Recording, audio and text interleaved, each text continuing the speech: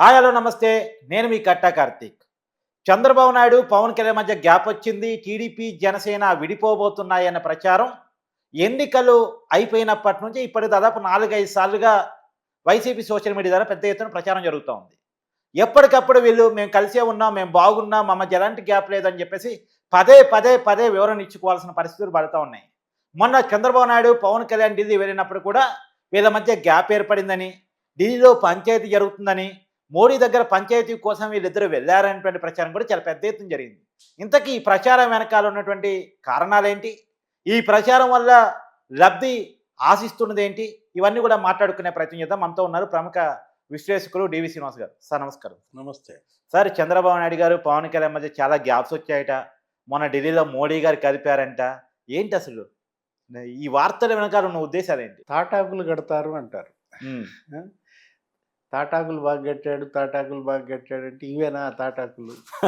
ఎందుకంటే పవన్ కళ్యాణ్ ఇప్పుడు కాదు, చాలా రోజుల క్రితమే మరో 15 ఏళ్ళు మమ్మల్ని ఎవరు విడదీయలేరు అన్న. నిజానికి ఆ మాట 1, 4 సార్లు చెప్పుకోవాల్సి రావడం బాధాకరం కదా సార్ ఎవరికైనా.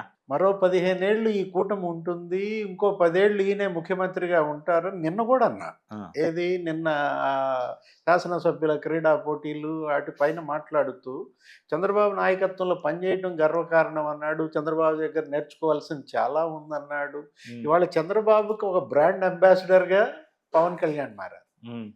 అంటే ఆంధ్రప్రదేశ్కి బ్రాండ్ అంబాసిడర్గా చంద్రబాబు అయితే చంద్రబాబుకి బ్రాండ్ అంబాసిడర్గా పవన్ కళ్యాణ్. ఆ. కూటమిలో ఉంటాయి, అలకలు ఉంటాయి, చిన్న చిన్న ఏవో జరుగుతుంటాయి. అదొక కుటుంబం. ఉమ్. మా కుటుంబంలో ఉన్నాయి, మేమే పరిష్కరించుకుంటాం అంటూ ఆయన చాలా ఇదిగా మాట్లాడాడు గతంలో కూడా. ఎవరు? పవన్ కళ్యాణ్. అంటే మరో 15 ఏళ్ళు జగన్మోహన్ రెడ్డికి ఇంకా ఆశలు లేనట్టే. మరి ఎందుకు పదే ప్రచారం వెనకాల కారణాలు ఏంటి? అంటే 2039 దాకా జగన్మోహన్ రెడ్డికి అసలు ఇక భవిష్యత్తే లేదు, ఈ 15 ఏళ్ళు లెక్క చూసుకుంటే. ఉమ్. అంటే ఏంటి, ఈ 15 ఏళ్ళు ఆయన పార్టీని నడపగలడా? ఉమ్. వాళ్ళు కలిసి ఉంటే నా ఆటలు సాగవని వాళ్ళని ఏదో రకంగా విడగొట్టాలన్న కుట్రలు, లేకపోతే దానికి తగ్గ ప్రచారాలు కనపడుతున్నాయి మనకి. ఉమ్. కలెక్టర్ జానకి అని ఎప్పుడో పాత సినిమా ఒకటి ఉంటుంది. ఉమ్. నాగభూషణం, జగ్గయ్య, జమున ఉంటారు. ఉమ్. ఏంటి, అక్కడ జగ్గయ్య, జమున హీరో హీరోయిన్లు ఏదో గుళ్ళో కలుస్తారు. ఉమ్. కలిసిన వెంటనే ఈ రాజ్బాబు, నాగభూషణం ఇక పుకార్లు పుట్టిస్తారు. ఏంటి, వాళ్ళు కలిశారు, పెళ్లి చేసుకున్నారు, జంప్ వెళ్ళిపోయారు, ఇట చిలవలు పలవలుగా పుట్టిస్తూ ఉంటారు. అంటే ఈ పుకార్లు, ఈ వదంతులు, ఈ పుట్టించటం మనం. నాగబాబు ఏదో ఒక మాట అన్నాడు, దాన్ని అడ్డం పెట్టుకుని మళ్ళీ పుట్టించి పారేశారు మొన్న పిఠాపురంలో. అవును. లేకపోతే పవన్ కళ్యాణ్ ఒక మాట అన్నాడు, నిలబెట్టింది నేనే తెలుగుదేశానని, మళ్ళా దానికేమో పుట్టించి పారేశారు. వాళ్ళకి తెలుసు ఏది వీళ్ళ యొక్క ఆటలు, వీళ్ళ యొక్క కుట్రలు. కాకపోతే ఇలాంటి వదంతులు, పుకార్ల వల్ల వాళ్ళ బలం పెరుగుతుంది, ఉమ్. వాళ్ళ ఐక్యత పెరుగుతుంది. ఆ విషయం ఇది తెలుసుకోవటంలా. ఏది, ఒరే నాయన, మనం వాళ్ళని విడగొట్టాలని చూడొద్దు, విడగొట్టాలని మనం చూసిన కొద్దీ వాళ్ళు బలపడుతున్నారు, ఇంకా గట్టిగా వాటేసుకుంటున్నారు. కాబట్టి మనం అసలు విడగొట్టడం, ఆ ప్రయత్నమే మానుకున్నాం అనుకో, వాళ్ళే ఇడిపోతారన్న లాజిక్ ఎందుకని వీళ్ళకి తట్టట్లేదో అర్థం కాదు. ఇప్పుడు మీరు అన్నారు ఏంటి, అక్కడేదో పంచాయతీ, అసలు ఢిల్లీ పంచాయతీ వీళ్ళని పిలిచిందే దానికోసం అన్నారు. ఉమ్. వీళ్ళిద్దరి మధ్య ఏదో వచ్చేసింది అన్నట్టుగా. ఎంత నవ్వొస్తే విషయం అంటే, వాళ్ళు వెళ్ళింది ఏంటి, శివరాజ్ సింగ్ చౌహాన్ ఇంట్లో పెళ్లి. పెద్దగారి కొనుక్కు. అందరూ వెళ్ళారు, ప్రధాని మోడీ వచ్చారు. పనిలో పని చంద్రబాబు ఏది ఎక్కడికి వెళ్ళినా ఒక పని చేసుకురాడు. ఆయన ఒక 100 పనులు చక్కబెట్టుకుంటాడు. పనిలో పని ఢిల్లీ వచ్చాం కాబట్టి ఒకసారి మొత్తం మంత్రులందరినీ చుట్టేశాడు, అందరినీ బిల్ గేట్స్ కూడా కలిశారు. బిల్ గేట్స్ని కలిశాడు. ఇక్కడ ఇష్యూ ఏంటంటే, వాళ్ళేమో అభివృద్ధి లక్ష్యంగా వెళ్తున్నారు, సంక్షేమ పథకాలు వాళ్ళు చాలా హామీలు ఇచ్చారు. ఏది 190 హామీలు, వాటన్నిటిని అమలు చేసుకోవటం మామూలుగా చేయటం లేదు కదా. ఒక యజ్ఞంలాగా వాళ్ళు చేస్తుంటే వీళ్ళేమో ఈ రకంగా ఆ యజ్ఞంలో ఏదో ఒకటి కొంచెం జిమ్ముదామనా, రక్తం పొక్తం. ఇప్పుడు వాళ్ళు కొంతమంది ఎనలిస్టులను కూడా పెట్టిస్తారు, ప్రొఫెసర్స్, మేధావులు అనుకుని సమాజంలో గౌరవప్రదమైన స్థానంలో ఉన్న వాళ్ళతో కూడా మాట్లాడిస్తా ఉన్నారు. మొన్న ఒక ప్రొఫెసర్ మాట్లాడింది చూసా, ప్రొఫెసర్ అనగానే గుర్తొచ్చింది. నిన్న మొన్న చూసా, ఎవరో మిత్రుడు పంపించాడు, తెలుగుదేశం పార్టీ పార్లమెంటరీ పార్టీ నిలువున చీలిపోతుందని. పేరేముంది, ప్రొఫెసర్ నాగేశ్వర్ గారిదే చూశాను. ఏది తెలుగుదేశం పార్టీ పార్లమెంటరీ పార్టీ నిలువున చీలిపోతుంది. 10 మంది ఎంపీలు బీజేపీతో టచ్లో ఉన్నారు. మోడీ వాళ్ళని కమ్మేస్తున్నాడు. ఏదో రకరకాలుగా ఇప్పుడు అది చెప్పేవాళ్ళు చెప్పినా వినే వాళ్ళకి కొంత ఇది ఉంటుంది. ఇవాళ ప్రజలందరూ చైతన్యవంతులయ్యారు. క్రెడిబిలిటీ ఉన్న వాళ్ళంతా మరి ఎందుకు అలా? అంటే ఇది ఒక చావు వచ్చింది. ఇప్పుడు రీచ్ కోసం నేను రకరకాలుగా మాట్లాడుతున్నా అనమాట. ఏది మన వీడియోలు ప్రజల్లోకి వెళ్ళడం కోసం ఆ థంబ్‌నెయిల్స్ అంటే కొంతమంది ఏదో రకంగా సార్ పెడుతుంటారు. థంబ్‌నెయిల్స్ అంటే అది పెట్టేది ఎస్సీ వాళ్ళు సార్. వాళ్ళకున్న ఎడ్యుకేషన్ స్థాయి కొంత తక్కువ ఉంటది జనరల్‌గా కూడా. అది ఓకే. అంటే కానీ మాట్లాడే వాళ్ళు మేధావులు కదా! పొరపాటు థంబ్‌నెయిల్స్ పెట్టడం అది టెక్నికల్‌గా చిన్నపిల్లలు వాళ్ళకి తెలియకపోవడం ఆ! అనుకోవచ్చు. ఇక్కడ ఇష్యూ ఏంటి? నువ్వు ఒక పెద్ద పుడింగ్ అది అది అది అది నేను మాట్లాడేది. అవును. ఇవాళ నీ మాటకి ఇంత క్రెడిబిలిటీ ఉన్నప్పుడు నిన్నందరూ తీసుకుంటున్నప్పుడు మనం ఆచితూచి మాట్లాడాలా నా అవును. ఇది ఉండాలి కదా.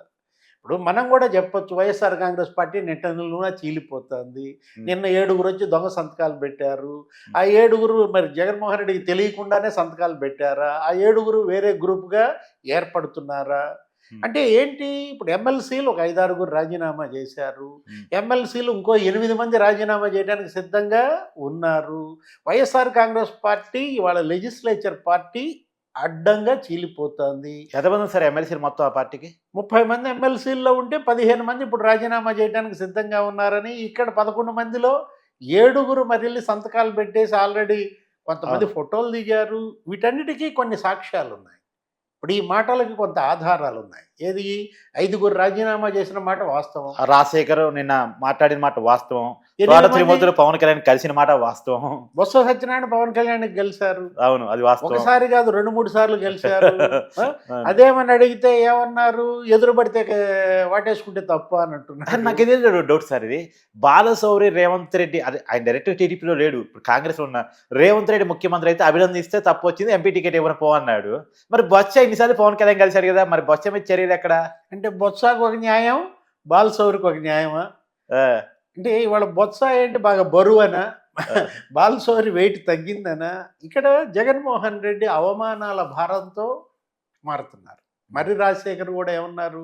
నేను పల్నాడు జిల్లా పార్టీ అధ్యక్షుడిగా పనిచేశాను. చిలకలూరుపేటలో ఎమ్మెల్యేగా చేశాడు. 2, 3 సార్లు ఓడిపోయాడు. అట్లాంటిది నన్ను దారుణంగా అవమానించారు. కనీసం ఇన్ఛార్జ్ ఇచ్చేటప్పుడు నాకు చెప్పకుండా ఇవ్వడం. ఆమె అక్కడ ఓడిపోయింది. ఓడిపోయినామని మళ్ళీ తీసుకొచ్చి ఇక్కడ ఇన్ఛార్జిగా పెట్టడం. అంటే ఎలాంటి అవమానాలు వాళ్ళు ఎదుర్కొన్నారు. వీళ్ళు బయటకొచ్చారు. ఏది మాగుంట శ్రీనివాసులు రెడ్డి ఆ రోజు ఢిల్లీ పార్లమెంట్ ఆఫీస్‌లో మెట్లెక్కుతుంటే విష్ చేశాడు జగన్మోహన్ రెడ్డిని. కనీసం అతని వైపు చూడకుండా పైకి మెట్లెక్కుతూ వెళ్ళిపోయాడు సీఎంగా జగన్మోహన్ రెడ్డి. దారుణ పరాభవం. ఏది అది రాజకీయ కుటుంబం. నెల్లూరు, ప్రకాశం జిల్లాలో మాగుంట కుటుంబానికి ఉన్న బలం మామూలు బలం కాదు. అవును. బాలశౌరిని అవమానించారు. ఇందాక మీరు చెప్పారు. ఏది రేవంత్ రెడ్డి ఎంపీలందరికి ఒక ఎంపీ సీఎం కావడం ఏంటి? తోటి ఎంపీలకు పార్టీ ఇస్తే వీళ్ళు వెళ్ళడం ఏంటి? అవును. పోయి ఆ రేవంత్ దగ్గర బీఫామ్ తీసుకోమని అనడం ఏంటి? ఎంత అహంకారం కాకపోతే. అవును. ప్రతి ఒక్కళ్ళు అంతే. ఇప్పుడు శ్రీకృష్ణదేవరాయలను అవమానించాడు. నర్సరావుపేట ఎంపీగా. ఇవాళ జగన్ ఎవరైతే అవమానించాడో, ఎల్లగొట్టాడో వాళ్ళందరికీ భవిష్యత్తు ఉంది. వాళ్ళందరూ ఇవాళ గెలిచేశారు. ఏది ఆదిమూలం ఎమ్మెల్యేగా గెలిచాడు. అవును. జయరాం ఎమ్మెల్యేగా గెలిచాడు. లేకపోతే ఈ వరుస పెట్టి మనం చెప్పుకున్న కోటంరెడ్డి శ్రీధర్ రెడ్డి అతన్ని ఎంత అవమానించాడు. అవును. ఆ పార్టీ నుంచి రాజీనామా చేసి టికెట్ పొందిన ప్రతి ఒక్కళ్ళు గెలిచారు సార్. వేమిరెడ్డి ప్రభాకర్ రెడ్డి అవును. ఇవాళ ఆయన ఎంపీగా గెలిచాడు. ఆమె ఎమ్మెల్యేగా గెలిచింది. ఎవరు? ప్రశాంతి. జగన్ వదిలేసిన వాళ్ళందరికీ ఉజ్వల భవిష్యత్. మంత్రులుగా కూడా ఉన్నారు కదా. జగన్ని అంటిపెట్టుకున్న వాళ్ళందరికీ అధోగతి కళ్ళ ముందు కనపడుతుంటే పార్టీ నిట్ట నిలువున చీలిపోవడానికి సిద్ధంగా ఉందంటే జనం నమ్ముతున్నారు. మరి ప్రొఫెసర్ నాగేశ్వర గారు ఏమన్నారు? తెలుగుదేశం పార్టీ ఎంపీలంతా బీజేపీతో టచ్లో ఉన్నారు. లేకపోతే మోడీ అది ఎలా సాధ్యం సార్? నిజంగా మాట్లాడడానికి కూడా బీజేపీ, టీడీపీ మిత్రపక్షాలుగా ఉన్నాయి. అది ఎలా సాధ్యం అని చెప్తారు? ఇంకా పోనీ వైసీపీతో టచ్లో ఉన్నారంటే ఏమన్నా ఆ యాంటీ పార్టీ కాబట్టి వాళ్ళు టచ్లో తీసుకొచ్చుకున్నారేమో, డబ్బులు కూడా ఏదో పెట్టి అనుకోవడానికి అలా స్కోప్ ఉంటుంది. బీజేపీ టచ్లో ఉంటుంది అసలు. అంటే వైసీపీ వాళ్ళంతా పారిపోతున్నారని అది టచ్లో ఉందని చెప్తే ఉన్న క్రెడిబిలిటీ పోద్దనుకుని చెప్పలేదేమో. అంటే ఇప్పుడు ఎందుకు వెళ్తారు? మోడీకిను బాబుకి మధ్య బంధం ఎలా ఉంది? అవును. అంటే మీ అంతర్గత కోరిక వెళ్ళాలని ఉందా? లేదు మీతో ఎవరన్నా ఆ మాటలు చెప్పిస్తున్నారా? ఇతరులు పంపిన స్క్రిప్ట్ మనం చదువుతున్నాం అనేది ఈ ఏమో మాటల ద్వారా. పోసానికి ఇష్టం లేదు చెప్తున్నాడు, మా స్క్రిప్ట్ పంపిస్తారని చెప్తున్నాడు మరి. అంటే కృష్ణమురళికి సజ్జల గారు స్క్రిప్ట్ పంపినట్టు ప్రొఫెసర్ నాగేశ్వర గారికి కూడా ఆయన స్క్రిప్ట్ మరి పంపుతున్నాడా? ఈయనే ప్రొఫెసర్ కదా సార్. 10 మంది ఎంపీలు బీజేపీకి వెళ్ళిపోతున్నారని చెబితే ఇంకా అంతకన్నా అబ్సర్డ్ ఫులిష్నెస్ ఇంకేముంటుంది? కరెక్టే. ఇప్పుడు ఎందుకు వెళ్తారు? చంద్రబాబు వాళ్ళని అవమానించాడనా? వాళ్ళని ఏమన్నా తీవ్రంగా అంటే విమర్శించాడనా? ఇది మిత్రుల మధ్య ఇంతకుముందు నేను స్టార్ట్ చేసినటువంటి పవన్ కళ్యాణ్ చంద్రబాబు గ్యాప్ అనే పదాలు కావచ్చు, లేదు బీజేపీ టీడీపీని చీల్చడానికి ప్రయత్నం చేస్తున్న వార్త ద్వారా బీజేపీ టీడీపీ మధ్య చీలిక తీసుకొచ్చే ప్రయత్నం కావచ్చు, ఇవన్నీ ఈ కూటమిలో చీలికల కోసం చేస్తున్న ప్రయత్నాలా? అంటే ఇతరులను మనం చీల్చాలని చూస్తే మనం చీలిపోతాం. కుట్రలు చేసేవాడు ఆ కుట్రలకే బలవుతారు. మొన్న కూడా చంద్రబాబు ఎవరు మాట్లాడుతూ రక్తపాతానికి కారణమైనాడు ఎప్పుడైనా పోస్ట్ మార్టం టేబుల్ ఎక్కక తప్పదన్నాడు. అంటే ఫ్యాక్షనిస్టులను ఉద్దేశించి ఆయన అన్న మాటలు. ఇవాళ చీలిక అనేది ఎప్పుడు వస్తుంది? అసంతృప్తి నుంచి వస్తుంది. గతంలో పార్టీలు ఎందుకు చీలాయి? అక్కడ ఉన్న అధిష్టానం మీద అసంతృప్తి, అవమానాలు, ఇట్లా ఏది జగన్మోహన్ రెడ్డి ఈ విధంగా అనేక రకాల అవమానాలకు గురి చేస్తే మరి రాజశేఖర్, మరి కోటంరెడ్డి శ్రీధర్ రెడ్డి వీళ్ళందరూ ఏం చేశారు? వేమిరెడ్డి, మాగుంట వెళ్ళిపోతున్న పరిస్థితుల్లో ఇవాళ మనం మాట్లాడే మాట, మనం రాసే రాత దానికి ఒక క్రెడిబిలిటీ ఉంటుందన్నమాట. వీళ్ళు ఈ విధమైనటువంటి వ్యాఖ్యల ద్వారా ఉన్న క్రెడిబిలిటీ కోల్పోతారు. ఇప్పుడు కూటమిలో చిచ్చు పెట్టాలన్న వీళ్ళ ఆరాటం ప్రజలకు అర్థమవుతోంది. ప్రజలు దాన్ని ఒక నౌతాలుగా తీసుకుంటారన్నమాట. నిన్నే నాగబాబు ఏదో ఆవిర్భావ దినోత్సవంలో అన్నాడు, జగన్మోహన్ రెడ్డి ఒక హాస్యగాడిగా మారాడు, ఒక కమెడియన్గా మారాడు, ఒక జోకర్ అయ్యాడనో ఏదో అన్నాడు. అంటే ఇవే ఏది ఇలాంటి వ్యాఖ్యలే ఇవాళ జోకర్లుగా ప్రజల దృష్టిలో ఒక కమెడియన్లుగా మారుతాయి. Thank you sir.